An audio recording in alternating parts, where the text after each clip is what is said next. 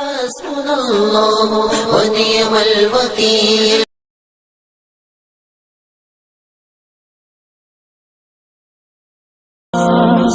ہم اپنے نبی پاک سے یوں پیار کریں گے،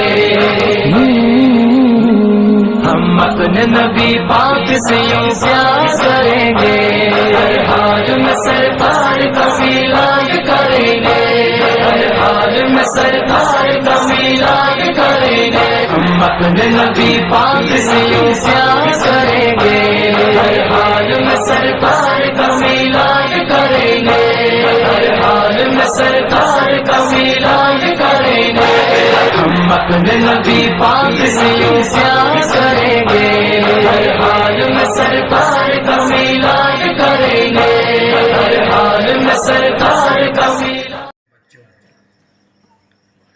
آپ سب کو سرکار دو عالم صلی اللہ علیہ وسلم کے آمد کا مہینہ ماہ ربیع النور خوب مبارک ہو۔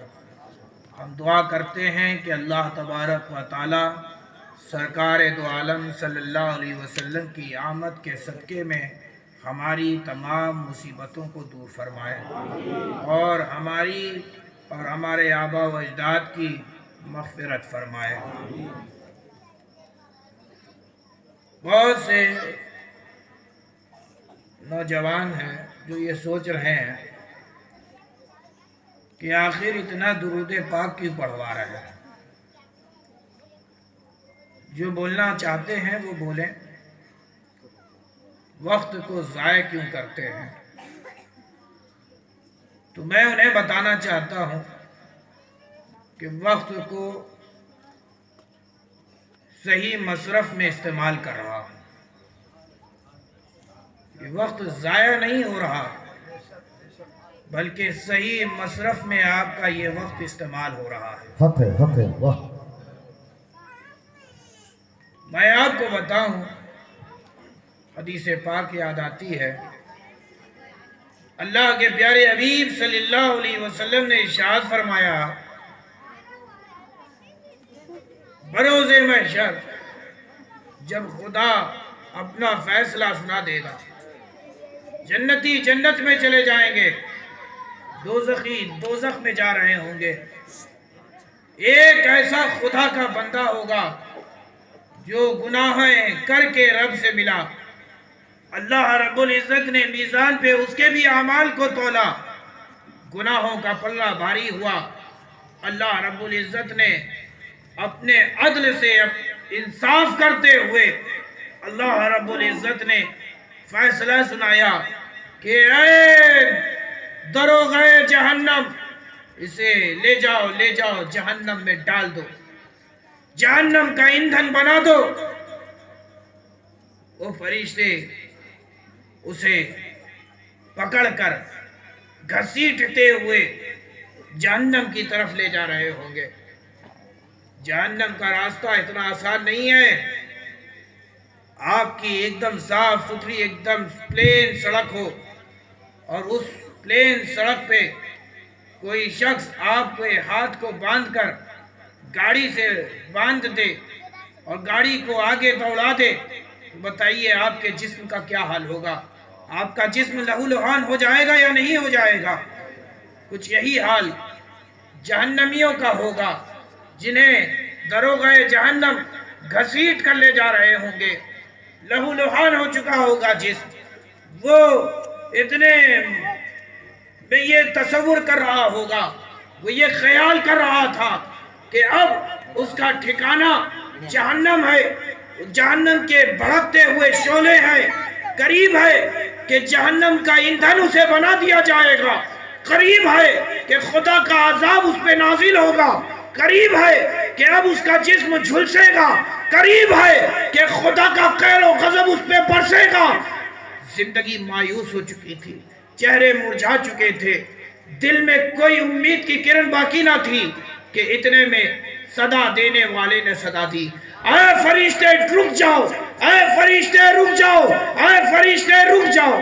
وہ فرشتے جو حکم خدا سے اس بندے کو گھسیٹ کر جہنم کی طرف لے جا رہے تھے، جہنم کی طرف لے جا رہے تھے، رک جاتے ہیں صدا دینے والے کا چہرہ بڑا نورانی چہرہ، نورانی مکھڑے والا اپنے رب سے کلام کرتا ہے اور اپنی داڑھی کو اپنے ہاتھوں سے پکڑ کر رب سے ندا دیتا ہے، اے پروردگارا تو نے دنیا میں مجھ سے وعدہ کیا تھا کہ تم مجھے میری امت میں رسوا نہ کرے گا، تو مجھے میری امت میں رسوا نہ کرے گا، تو مجھے میری امت میں رسوا نہ کرے گا۔ خدا ندا دے گا، مانگو اے نوری مکھڑے والے مانگو دیا جائے گا۔ تو پھر کیا تھا کہ پھر رب تبارک و تعالی اس نورانی مکھڑے والے کے کہنے پر پھر سے میزان پر اس کے اعمال کو تولنے کا حکم دیتا ہے، پھر سے تولا جائے گا۔ آخر کیا ہی معاملہ تھا؟ پہلے کیا کوئی غلطی ہو گئی تھی؟ پہلے کیا کوئی کمی رہ گئی تھی؟ پہلے کیا کسی چیز کی کمی رہ گئی تھی؟ نہیں، پھر سے تولا جا رہا تھا تو گناہوں کا پلہ پھر بھی بھاری تھا۔ اس نورانی مکھڑے والے نے اپنے ہاتھ کو بغل میں ڈالا اور ایک پرچی نکال کر اس کے میزان پہ رکھ دیا۔ اب جو میزان پہ رکھا تو نیکیوں کا پلہ بھاری ہو گیا، نیکیوں کا پلہ بھاری ہو گیا۔ یہ وہ قومیں ہیں کہ جنہوں نے اپنے نبیوں کی شان گھٹانے کی کوشش کی تو اللہ نے انہیں گھٹایا ہی نہیں، مٹا ڈالا۔ میں آپ کے سامنے تمثیلاً ایک قوم کا ذکر کرنا چاہتا ہوں۔ اس قوم کا نام ہے قوم عاد، قوم سمود۔ یہ دونوں ایک ہی خاندان کے ہیں، قوم عاد سے قوم سمود ہے۔ بہت سی صنعت و حرفت میں کمال رکھنے والی یہ قوم، معماری کے کام میں بڑا ہنر رکھنے والی قوم۔ یہ قوم ایسی کہ سخت سے سخت پتھر کو، گرینائٹ پتھر اور چٹان کو، پہاڑ کو کاٹ کر حسین و جمیل مکان بناتے تھے۔ یہ قوم ایسی تھی کہ اونچے اونچے بت بناتی تھی اور پھر انسان اس کی پوجا کرتا تھا۔ بڑے ضدی اور ہٹ دھرم، ایک دوسرے کے تابع ہونا ان کی فطرت نہیں، سب اپنی انا میں۔ کیونکہ ہنرمند، ہمارے سماج میں بھی اگر کوئی ہنرمند ہے تو دوسرے کو وہ ہیچ ہی سمجھتا ہے۔ حال کچھ ایسا ہی تھا قوم سمود کا بھی، لیکن اس قوم کی ہدایت کے لیے اللہ تعالیٰ نے حضرت صالح علیہ السلام کو پیدا فرمایا، مبعوث فرمایا۔ حضرت صالح علیہ السلام نے اپنی قوم کی کرتوت کو دیکھا، ان کی خطا و بھول کو دیکھا، ان کے گناہ و جرم کو دیکھا، کفر و شرک کو دیکھا، تو حضرت صالح علیہ السلام نے اپنی قوم کو ہدایت کی طرف آمادہ فرمایا۔ ارشاد فرمایا کہ اے لوگو، یہ بھانت بھانت کے خداؤں کی پوجا چھوڑو، ایک خدا کی بندگی کرو، وحدہ لا شریک کی بندگی کرو، میں اس کی طرف سے بھیجا ہوا رسول ہوں۔ ان قوموں نے پہلے کے نبیوں کے تذکرے سن رکھے تھے، تو قوم نے کہا کہ اے صالح، ہم آپ کو اس وقت تک نبی نہیں مانیں گے جب تک کہ آپ معجزے کا صدور نہ کر دیں۔ تو دیکھو، جو اللہ والے ہوتے ہیں وہ اپنے کو دکھانا پسند نہیں کرتے، اپنے کو چھپانا پسند کرتے ہیں۔ حضرت صالح علیہ السلام نے ارشاد فرمایا، اے میری قوم، ضد نہ کر، جو میں کہوں وہ کر، اور جس چیز سے میں منع کر دوں باز آ جا۔ فطرت انسانی ہے کہ جب انسان کو کسی چیز سے روکا جاتا ہے تو یہ انسان اسی کی طرف آمادہ ہوتا ہے۔ جب قوم کو صالح علیہ السلام نے ہدایت کی تو وہ بضد ہو گئے کہ ہم آپ کو اسی وقت نبی مانیں گے کہ جب آپ معجزے کا صدور کریں۔ یہاں میں ٹھہر کر آپ کے عقیدے کو مضبوط کرنا چاہتا ہوں، کیونکہ آج ہمارے زمانے میں بھی، اس دور میں بھی ہم عجائبات کو بہت پسند کرتے ہیں۔ اگر کوئی شخص کچھ عجوبے ہمیں دکھلا دے تو ہم اس کے قائل ہو جاتے ہیں، عقیدت مند ہو جاتے ہیں۔ ہماری خواہش کا لڈو جو شخص دے دے ہم اسی کو اللہ کا ولی سمجھنے لگتے ہیں۔ تو آج میں آپ کے اس فکر کو توڑنا چاہتا ہوں۔ اللہ والے وہ ہوتے ہیں کہ جو دکھاتے نہیں ہیں دکھ جاتا ہے، جو دکھاتے نہیں ہے دکھ جاتا ہے۔ اب میں آپ کو بتا دوں کہ عجائبات چند صورتوں پر ہے۔ ایک عجوبہ یہ ہوگا کہ جو خدائے وحدہ لا شریک کی طرف سے ہو جائے اسے کرشمہ کہتے ہیں، اگر نبی کی طرف سے ہو جائے تو اسے معجزہ کہتے ہیں، اور ولی کی طرف سے ہو جائے تو اسے کرامت کہتے ہیں۔ اور کسی ایسے شخص سے کہ جو طلسماتی ترکیبیں جان کر آپ کی خواہش کے لڈو آپ کو بار بار دیتا ہے اسے استدراج کہتے ہیں۔ 4 صورتوں میں یہ چیز بٹی ہوئی ہے، ایک کرشمہ، ایک معجزہ، ایک کرامت اور ایک استدراج۔ استدراج کی خوبی یہ ہے کہ جو صاحب استدراج ہوتا ہے وہ آپ کی خواہش کے مطابق بار بار اسی چیز کو دکھائے گا۔ آپ کہیں گے ہمیں لڈو دکھلا دے گا، مٹھی بند کیا بولو آ گیا۔ میں آپ کو بتانا چاہتا ہوں کہ معجزہ اور کرامت بار بار نہیں ہوتا۔ ہم جن کی میلاد منانے کے لیے آئے ہیں ان سے بڑا معجز نما کون ہوگا؟ وہ رسول رحمت سید عالم جناب محمد رسول اللہ صلی اللہ علیہ وسلم کا آنا ہی، اس دنیا میں تشریف لانا ہی ایک عظیم معجزہ ہے۔ عزیزو، اس رسول رحمت صلی اللہ علیہ وسلم سے بہت سے معجزات کا صدور ہوا۔ مثلا درخت کھینچ کے نبی کے قدموں میں آ کر سجدہ ریز ہو گیا۔ میں پوچھنا چاہتا ہوں کتنی بار؟ آپ بتا پائیں گے؟ آپ نے سنا نا کہ پیڑ جو ہے حضور کے قدموں میں گر گیا، کتنی بار؟ 2-3 بار؟ ارے بولو نا بھائی، ایک بار، صرف ایک بار، ٹھیک ہے نا؟ حضور صلی اللہ علیہ وسلم نے ابو جہل کی مٹھی میں کنکری کو کلمہ کتنی بار پڑھایا؟ بولنا اب آپ کو ہے، کتنی بار پڑھایا؟ زور سے بولیے گا، کتنی بار پڑھایا؟ ایک بار پڑھایا۔ اچھا، سورج کو پلٹایا حضرت علی کے لیے کتنی بار؟ چاند کے 2 ٹکڑے کیے کتنی بار؟ حضرت جابر کی بکری زندہ ہوئی کتنی بار؟ ان کے بیٹے زندہ ہوئے کتنی بار؟ پتہ کیا چلا کہ حضور کی پوری زندگی کا مطالعہ کرتے چلے جاؤ، سرکار کی پوری زندگی معجزہ ہے، لیکن معجزے بار بار نہیں ہوتے، ایک بار ہوتے۔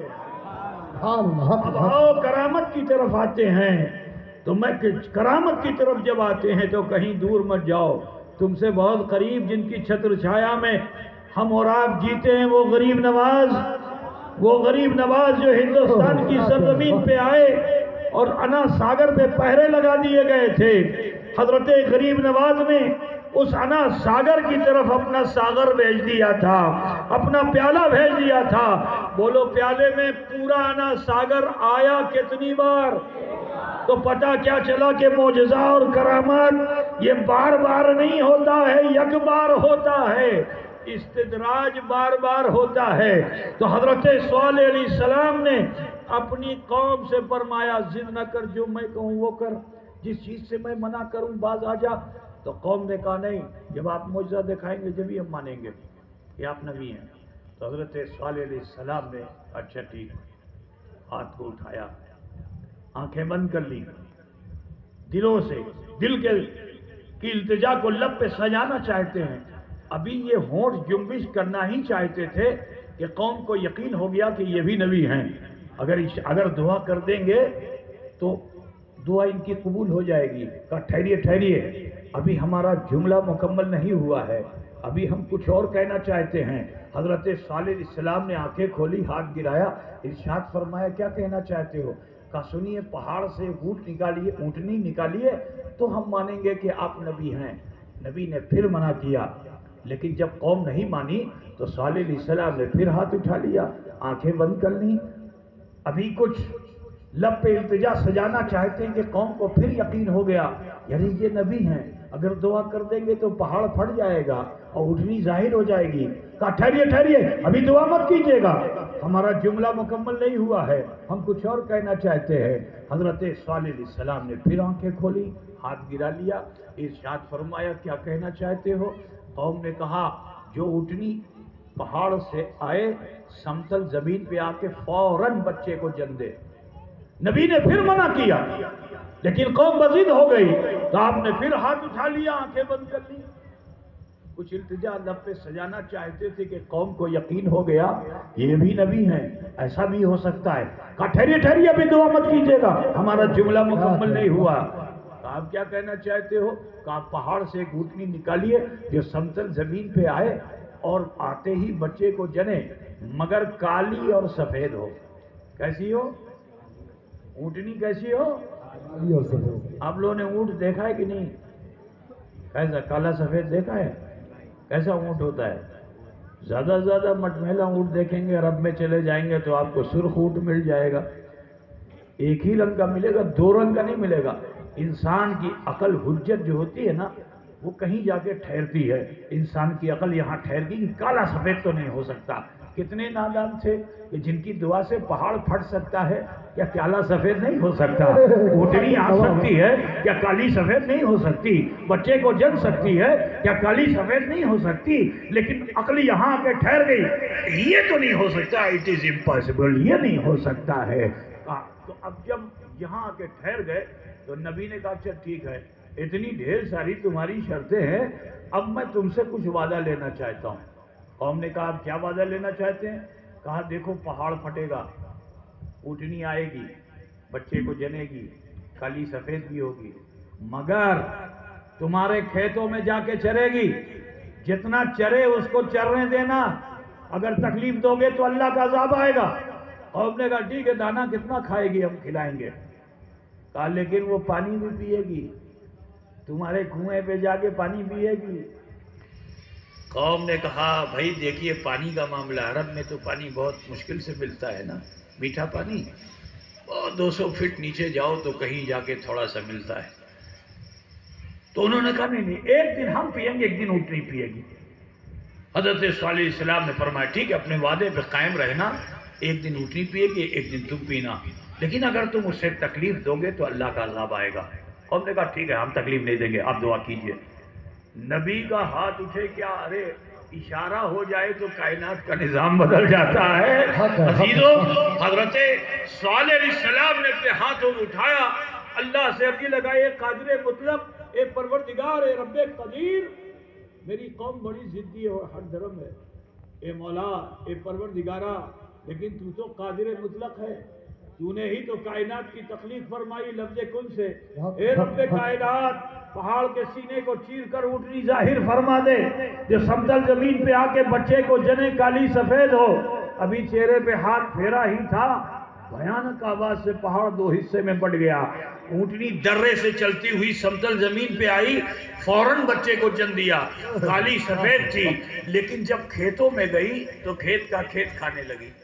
اس کے حال میں قوم ہوئی تو انہوں نے میٹنگ کیا، یہ میٹنگ بڑی خطرناک ہوتی ہے نا، بہت سے لوگ جگاڑ کرتے ہیں، یہ جگاڑ بڑا خطرناک ہوتا ہے نا بھائی۔ تو میٹنگ کی، اور میٹنگ میں طے کیا پایا؟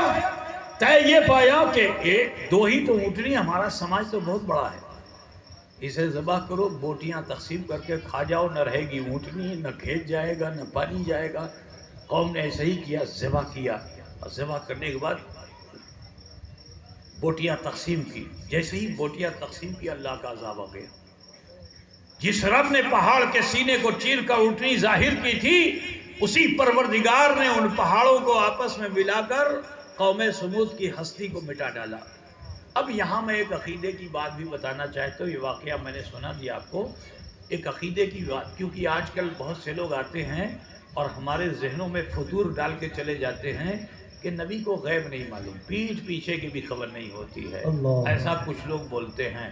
تو میں بتانا چاہتا ہوں کہ دیکھو، نبی نے حضرت صالح علیہ السلام نے جب چیلنج کیا، ارشاد فرمایا بھائی ہمارا آپ کا کام کیا، ہم دعائی کریں، بھائی برسات نہیں ہوتی تو استسقاء کی نماز پڑھ لیں گے، ٹھیک ہے، کسی بزرگ کے پاس گئے وہ دعا ہی کریں گے، چیلنج تو نہیں کر سکتے نا، بولیے بھائی، چیلنج کر سکتے ہیں؟ چیلنج تو وہی کرے گا کہ جو مستقبل کو دیکھ رہا ہوگا، جس کی نظر مستقبل پہ ہوگی وہی چیلنج کر سکتا ہے۔ تو سنو، حضرت صالح علیہ السلام نے دعا سے پہلے قوم کے سامنے ارشاد فرما دیا، پہاڑ پھٹے گا، یہی تو غیب ہے، اونٹنی آئے گی، یہی تو غیب ہے، بچے کو جنے گی، یہی تو غیب ہے، کالی سفید ہوگی، یہی تو غیب ہے، کھیتوں میں چرے گی، یہی تو غیب ہے، کنووں پہ پیے گی، یہی تو غیب ہے، اور تم اسے تکلیف دو گے اللہ کا عذاب آئے گا، یہی تو غیب ہے۔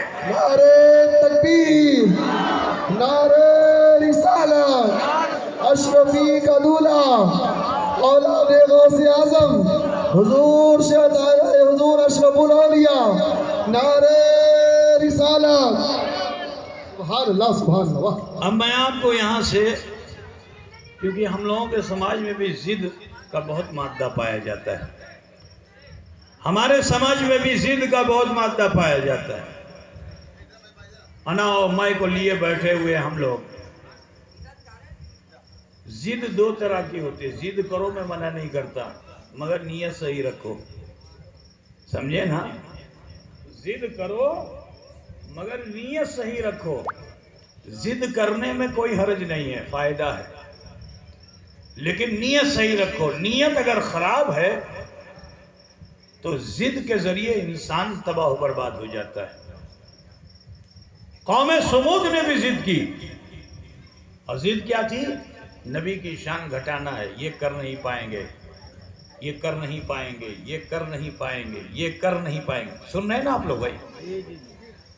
نبی سے ضد کیا کیا؟ پہاڑ سے اونٹنی لائیے، بچے کو جنے، کالی سفید ہو۔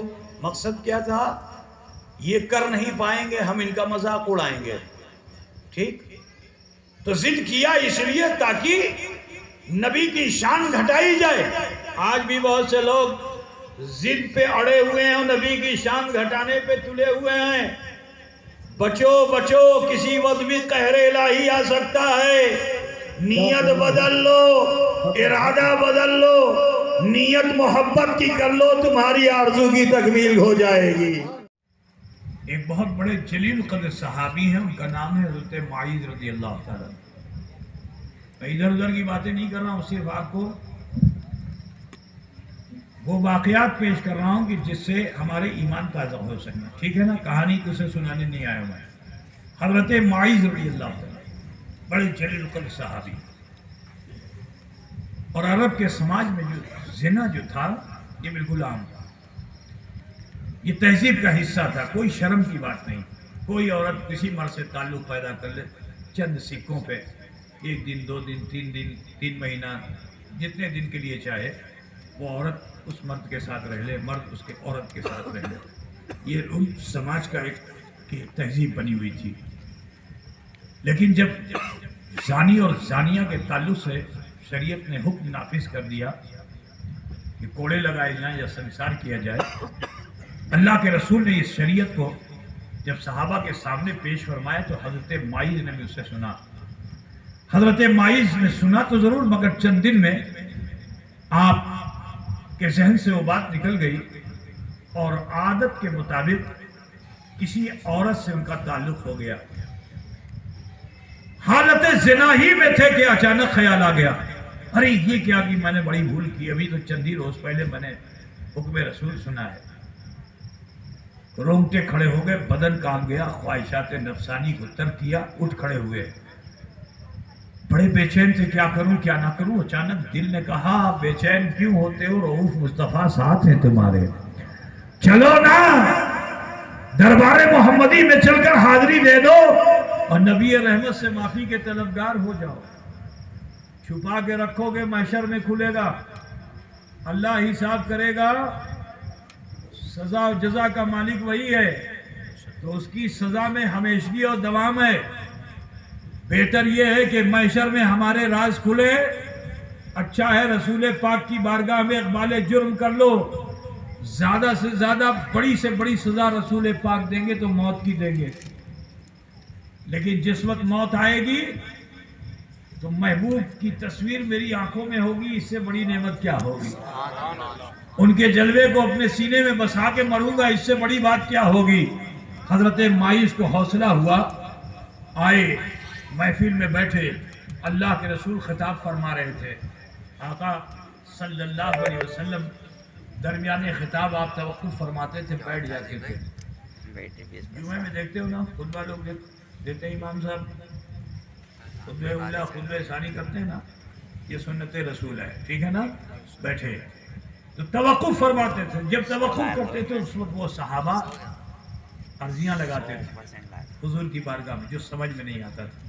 جیسے ہی حضور بیٹھے حضرت مائز کھڑے ہو گئے, عرضی لگائی, یا رسول اللہ کچھ عرض کرنا چاہتا ہوں, لیکن میرا نبی تو غیب داں ہے اور اپنی امت کے عیب کو چھپانے والا بھی ہے.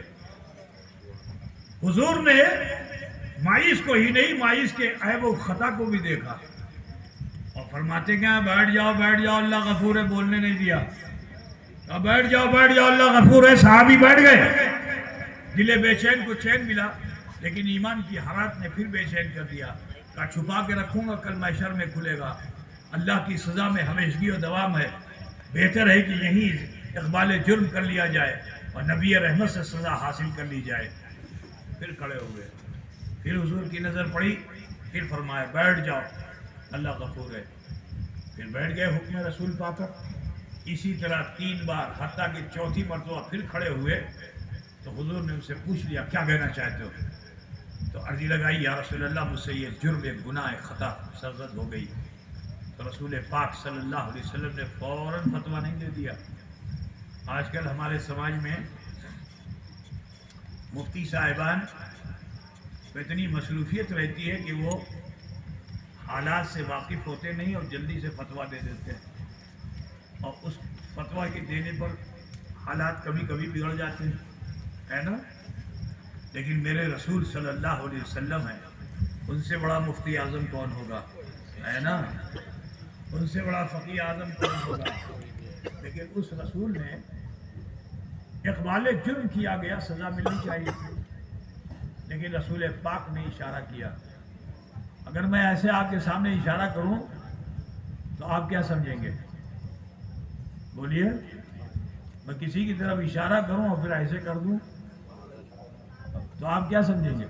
ارے بولو بھائی, ایسے ایسے کر دوں بس, بولو نا زور سے, پاگل سمجھیں گے نا. تو حضور نے بھی اشارہ کیا, مینٹل پرابلم. تو صحابہ نے عرض کی, نہیں یا رسول اللہ, ہوش و آواز میں بالکل صحیح ہیں. پھر فتویٰ دے دینا چاہیے تھا حضور کو, لیکن اللہ کے رسول نے اس وقت بھی فتویٰ نہیں دیا. چند صحابہ سے فرمایا کہ بھائی جو یہ کہہ رہے ہیں اس حقیقت کی جانکاری سماج میں جا کے حاصل کرو. صحابہ کو بھیجا کہ جاؤ حالات معلوم کر کے آؤ. حتیٰ کہ صحابہ گئے, ڈھونڈ ڈھانڈ کر کے لوٹ کر آئے اور تصدیق کر دی کہ یا رسول اللہ خطا ہوئی ہے. اب جب شہادت حاصل ہو گئی, بولو, شہادت حاصل ہو گئی تو رسول پاک نے حکم دے دیا, انہیں لے جاؤ اور چوراہے پہ لے جا کر رجم کرو, پتھر مارو. یہیں سے فقہائے اسلام کو آسانی ہوئی, ورنہ زانی کی سزا کے تعلق سے زندگی بھر یہ فقہائے اسلام پریشان رہتے کہ کیسے اور کس کو کیسی سزا دی جائے. ٹھیک ہے نا, کیونکہ اللہ تعالیٰ نے حکم دیا پتھر مارو یا کوڑے لگاؤ. اب کس کو کوڑا مارا جائے, کس کو پتھر مارا جائے, نہیں پتہ چل سکتا نا. وہ قرآن میں مطلق ذکر آ گیا, لیکن اب اس کا ڈیوائیڈیشن کیسے ہوگا. ٹھیک ہے نا, جوڈیشری کیا کہتی ہے, ججمنٹ کیسے دیا جائے گا. تو سنو، رسول پاک نے جوڈیشری فرما دی، فرمایا انہیں لے جاؤ چوراہے پر کھڑا کر کے انہیں پتھر مارو۔ اب یہیں سے یہ فقہائے اسلام نے استنباط کر لیا کہ جو آزاد ہوگا اور شادی شدہ ہوگا، کیونکہ حضرت ماعز آزاد بھی تھے اور شادی شدہ بھی تھے، جو آزاد ہوگا شادی شدہ ہوگا اسے پتھر مارا جائے گا، لیکن جو غیر شادی شدہ ہو آزاد ہو اسے پتھر نہیں مارا جائے گا، اسے کوڑے لگائے جائیں گے۔ ٹھیک، جو غلام اگر غلام ہے لیکن آزاد نہیں ہے، شادی شدہ بھی ہوگا یا غیر شادی شدہ ہوگا، تو دونوں کو کوڑے ہی لگائے جائیں گے۔ یہاں سے قانون بن گیا، ضابطہ بن گیا، سمجھ رہے ہیں نا؟ کاش کہ آج یہ سسٹم پوری دنیا میں نافذ ہو جاتا تو یہ جو اکثر سننے میں آتا ہے فلاں جگہ یہ ہو گیا، فلاں جگہ وہ ہو گیا، ہے نا، یہ ہوتا ہی نہیں۔ اگر اسلامی شریعت کو نافذ کر دیا جاتا تو پوری دنیا میں کہیں پہ زنا کرنے والے لوگ نہیں ہوتے، کیونکہ انہیں معلوم ہوتا کہ اس کی سزا کیا ہے۔ عزیزان گرامی، اب آپ خیال فرمائیے، چوراہے پہ جب لے گئے صحابہ تو کسی نے ایک مرتبہ بھی، ہمارے سماج میں اگر کوئی غلطی کرے، مثال کے طور پر یہ امام صاحب ہیں، مولانا صاحب ہیں، مدرسے میں پڑھاتے بھی ہیں، بچے آتے ہیں، غلطی کرتے ہیں بچے، یہ مولانا صاحب خفا ہو گئے، جب خفا ہو گئے تو سزا دینا چاہا تو گھر کا رشتہ دار آتا ہے، وہ آگے مولانا صاحب سے کیا کہتا ہے، دیکھیے مولانا صاحب معاف کر دیجیے، ہم اس کی طرف سے معافی مانگتے ہیں۔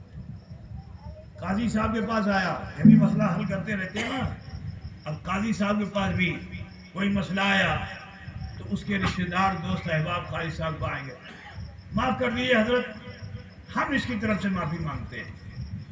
بولیے آپ نے اس کے حوصلے کو گھٹایا یا بڑھایا؟ بڑھایا۔ سماج میں کچھ ایسا ہی ہوتا ہے کہ دوسرا آگے کہتا ہے ہم اس کی طرف سے معافی مانگتے ہیں۔ ایک بھی صحابی مدینے میں، ان کے دوست، ان کے بھائی، رشتہ دار کوئی نہیں نکلے کہ جو حضور کی بارگاہ میں آ کے مرسی اپیل کرتے، کم سے کم مرسی اپیل تو کر سکتے تھے۔ سزائے موت ہے، پتھر سے مارا جانے والا ہے، مرسی اپیل کرنے کا حق تھا، کوئی صحابی کر سکتے تھے، لیکن ایک صحابی نے بھی مرسی اپیل نہیں کی، یا رسول اللہ معاف کر دیے، پہلی خطاب نہیں کریں گے، نہیں، کیونکہ حضور نے فرما دیا۔ تو جب حضور نے فرما دیا کہ انہیں لے جاؤ پتھر مارو، تو اب طبیعت نہیں، مصطفیٰ کی شریعت دیکھی جائے گی، اب دوستی یاری نہیں دیکھی جائے گی، مصطفیٰ سے وفاداری دیکھی جائے گی۔ تو ایک بھی صحابی ایسے نہیں کہ جو ان کی سفارش میں کھڑے ہو، لے کے گئے چوراہے پہ، اب پتھر مارنا شروع کر دیا۔ جب پتھروں کی بارش ہونے لگی، جسم لہو لہان ہونے لگا، چوٹیں لگنے لگی، تو حضرت ماعز بھاگتے تھے، کبھی اس طرف کبھی اس طرف، کبھی یہ راستہ وہ راستہ، لیکن یہ جو ذمہ داری لیے ہوئے صحابہ تھے، ان کا بھی حال یہ تھا کہ کنگن باندھ کر کے گلی نکڑ پہ کھڑے ہو جاتے کہ ادھر سے بھاگنے نہ پائے۔ اب جو شہید ہو گئے تو مدینے میں چرچا ہونے لگی، جنت ملے گی کہ دوزخ ملے گی، اتنے بڑے صحابی تھے، جنت ملے گی کہ دوزخ ملے گی، حتیٰ کہ مسجد نبوی میں بھی صحابہ آ گئے۔ اچھا سنو، یہ جو صحابہ جن کو ذمہ داری دی گئی تھی، یہ بھی بڑے جوش میں تھے کہ ہم نے تو فتح حاصل کر لی ہے، سینہ پھلا کر کے حضور کی بارگاہ میں حاضر ہوئے، اب بڑے فخر سے کہا یا رسول اللہ، یا حبیب اللہ، آپ کا حکم تھا، ہم لے گئے ماعز کو پتھر مارنے، چوٹ لگتی تھی وہ بھاگتے تھے، راستہ تلاش کرتے تھے، لیکن یا رسول اللہ ہم نے ان کو راستہ نہیں دیا، جس راستے میں وہ بھاگتے تھے ہم وہاں کنگن باندھ کر کھڑے ہو جاتے تھے، انہیں ہم نے جانے نہیں دیا۔ اتنا جو سنا تو میرے نبی کی آنکھوں میں آنسو آ گیا، اشک آ گیا سرکار کی آنکھوں میں، حضور رونے لگے اور ارشاد فرمایا کہ اے میرے صحابہ، ماعز کو جس راستے پہ بھی تم جانے دیتے، چھوڑ دیتے، وہ جس راستے میں بھی چلے جاتے، اللہ ان کے گناہوں کو بخش دیتا، اللہ ان کے گناہوں کو بخش دیتا۔ اب یہ بات تو ہو گئی، ادھر مدینے میں چرچا ہے جنت ملے گی دوزخ ملے گی، نماز کا وقت ہوا تو صحابہ مسجد نبوی میں آئے، یہاں بھی یہی چرچا ہو رہی ہے، جنت ملے گی کہ دوزخ ملے گی، گونج ہو گئی مسجد میں۔ حضور جیسے ہی حجرے سے مسجد نبوی میں داخل ہوئے، آپ کی سماعت میں بھی یہ بات آ گئی، حضور صلی اللہ علیہ وسلم کا چہرہ سرخ ہو گیا. آپ مصلی پہ نہ جا کر منبر پر تشریف لے گئے اور صحابہ کو بلیغ خطبہ مرحمت فرمایا اور ارشاد فرمایا کہ میرے صحابہ جس کے بارے میں تم گمان کرتے ہو کہ یہ جنت اسے ملے گی یا دوزخ ملے گی، آج میں اعلان کرتا ہوں جنت میں وہ میرے ساتھ ہوگا.